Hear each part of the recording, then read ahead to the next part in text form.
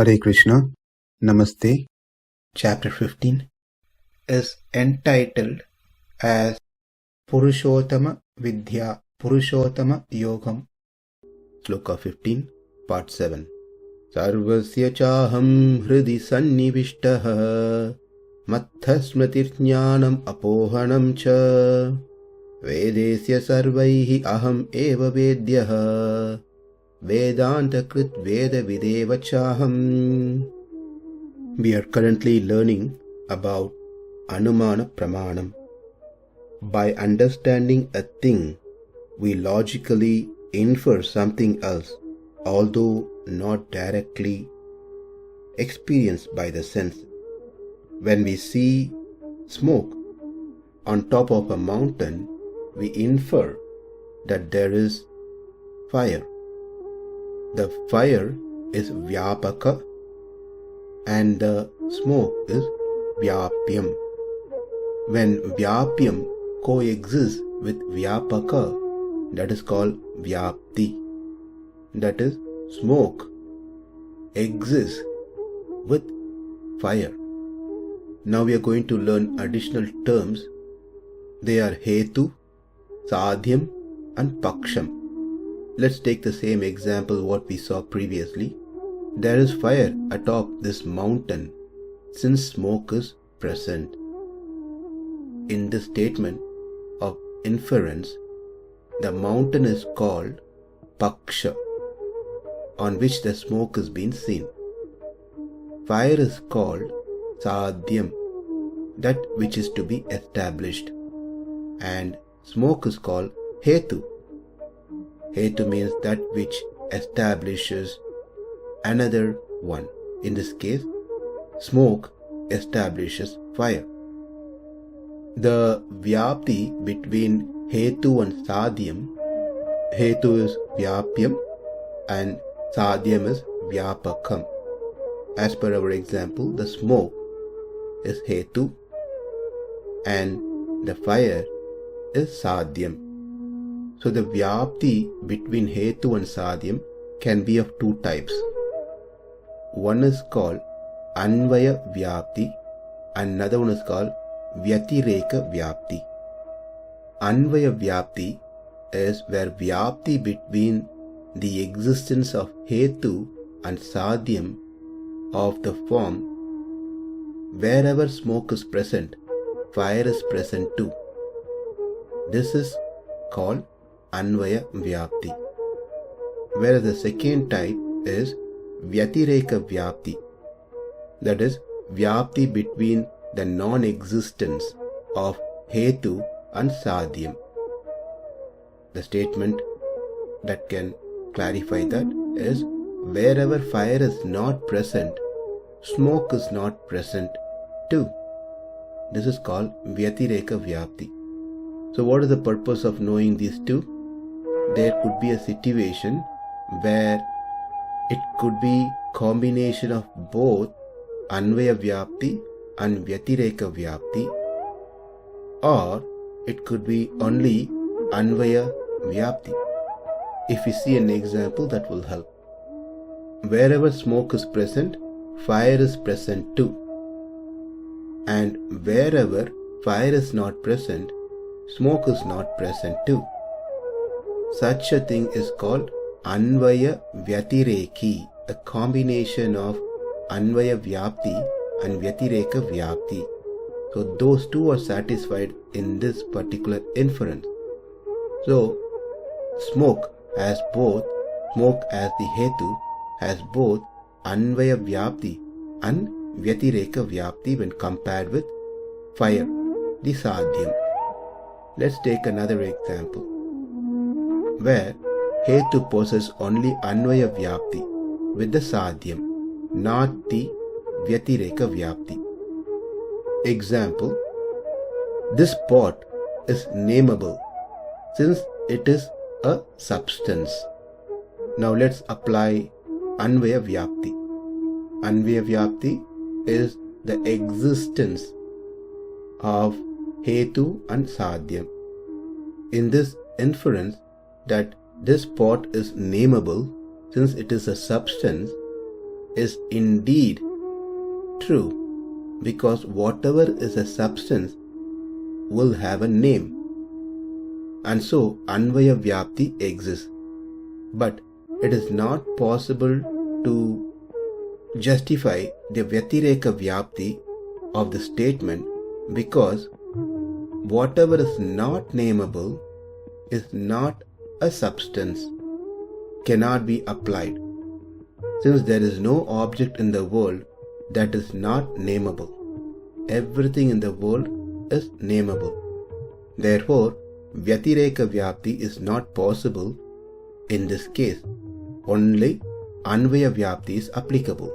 This type of Hetu is called Kevalanvayi. And there is also a third one type of Hetu called Kevala Vyatireki, that was accepted by Nyaya Darshana, which is not accepted by Vedanta-Darshana. Now let's see two types of Anumanam. One is called Swartha-Anumanam, another one is called Parartha-Anumanam.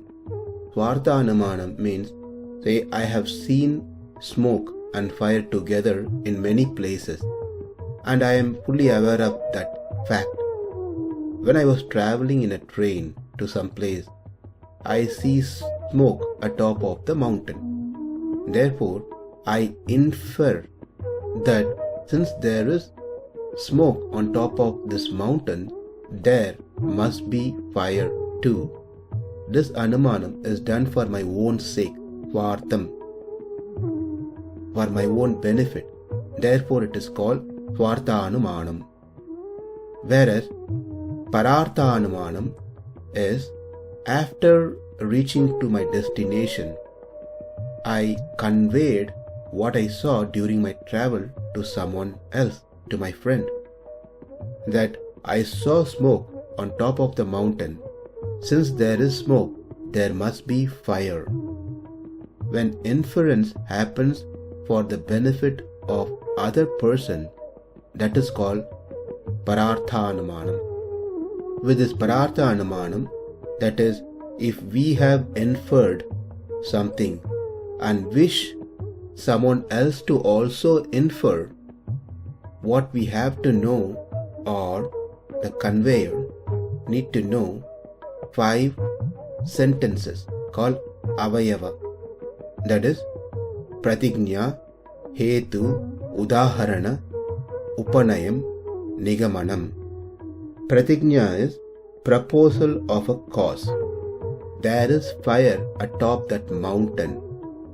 Then the question comes, based on that pratignya, from the person who's hearing this inference, why? How do you know? Then the follow-up is Hetu. The messenger conveys his assumption of a cause. He says, since there is smoke, and the hearer asks a question, so what? If smoke is present, should it have fire too? Then the third one is Udaharanam. Udaharanam is a reason for guessing is determined. Wherever there is smoke, there is fire, like in a kitchen. Then the fourth one continues, Upanayam, leading to a correlation. Therefore, this mountain has fire with the smoke. The smoke that is not separated from the fire is present in the mountain. And finally, Nigamanam, conclusion, concluding the conversation. Therefore, fire is present in that mountain. So these 5 things are needed as per the Nyaya Shastra to infer others. Pratignya, Hetu, Udaharanam, Upanayam, Nigamanam. But as per Mimamsa philosophy, they say these 5 sentences are not required. Either the first 3 or the last 3 alone sufficient. Just Pratignya, Hetu, Udaharanam or Udaharanam, Upanayam, Nigamanam is sufficient enough. But as per Vedanta philosophy, there is no any set hard and fast rule. How many of these 5 needs to be used? It's all totally depends on the receiver, how intelligent that person is to grasp the inference. If not, one needs to add one by one to convey the message. So that's about the avayava. 2 types, swarthanumanam, pararthanumanam. Now let's learn about hetuvabhasa, that are possible defects with the inference.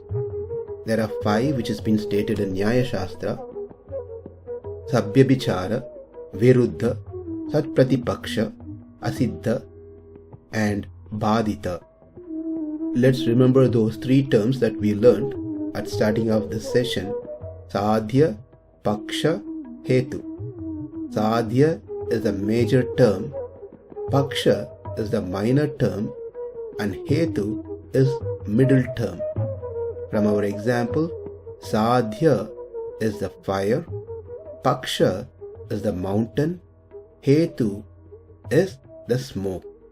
So smoke is middle term, mountain is minor term, and fire is the major term. Now let's go one by one to understand this hetuvabhasa. First one is sabhyabhichara, which is the irregular middle or the ambiguous. The reason given leads to more than one conclusion. That is sabhyabhichara. Let's do a proposition. All beings that live in the Himalayas are saints. Tigers live in the Himalayas, and therefore tigers are saints. Here the major term is saints, whereas the middle term is Himalayan beings and minor term tiger. The conclusion out of this inference is ambiguous or wrong, because what we have learned from anumanam, the middle and major terms, that is, the middle is hetu and the major is sadhyam. In other words, the major is vyapaka and then the middle is vyapyam. Because both tigers and saints as well as many other varieties of beings live in the Himalayas, the conclusion of this inference cannot be said to be correct, because the middle term Himalayan beings is not invariably related to the major term, which is saints. So this is the first fallacious reasoning by the name sabhyabhichara. Now let's move on to the second one, viruddha, that is the self-contradictory.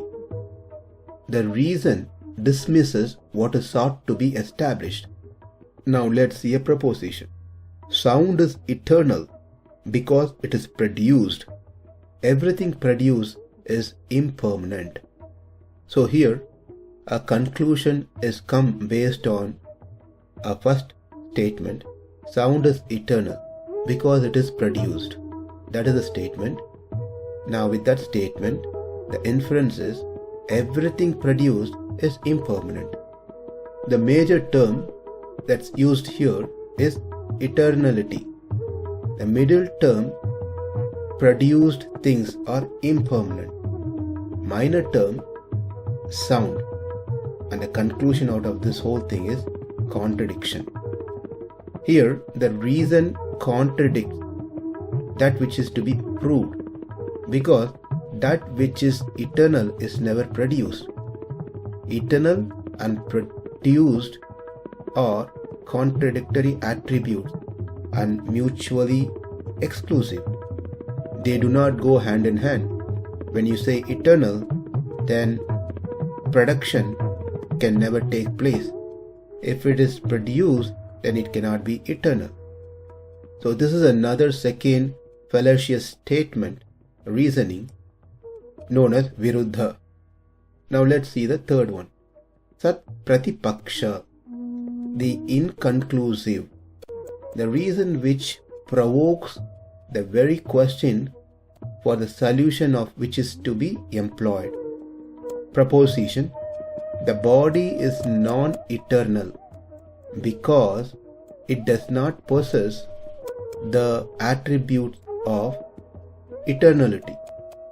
Here the major term is non-eternality, middle term is the attribute of eternality, and minor term is the body. Conclusion out of this: non-eternality is the same as not possessing the attribute of eternality. As we can see in this, there is nothing new is contributed to the thesis. The reason merely begs the question, for non-eternal is the same as not possessing the attribute of eternality. Then the fourth one is asiddha, unproven, the reason which stands in need of proof in the same way as the proposition does. All Hindus are vegetarians because they all believe in the doctrine of ahimsa. This is the proposition. Now in this, major term is vegetarians, middle term believe or believes in ahimsa, minor term Hindus. The conclusion out of this is unproven. Here it is necessary to prove the middle term, which is ahimsa, that all those who believe in ahimsa are necessarily vegetarian. Therefore, proposition remains unproved. The last one is bādita, contradicted. The reason given contradicts the premise.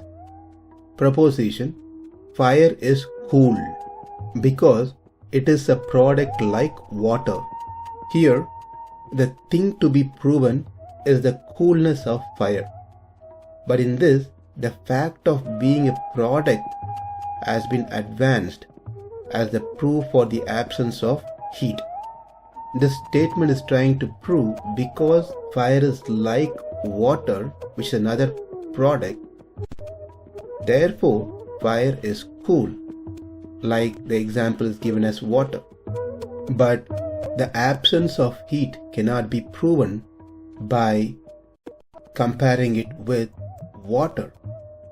The negation of coolness is known from perception, and so therefore the reason contradicts the premise, the logic, the conclusion. So these are 5 fallacious reasoning: sabyabichara, viruddha, satpratipaksha, asiddha, bādita. Besides these 5 fallacies, there are 3 other defects: that the definition cannot be too narrow, the definition cannot be too broad, and it cannot be impossible ones. To summarize, anumana pramanam is inference, trying to understand, know something through inference.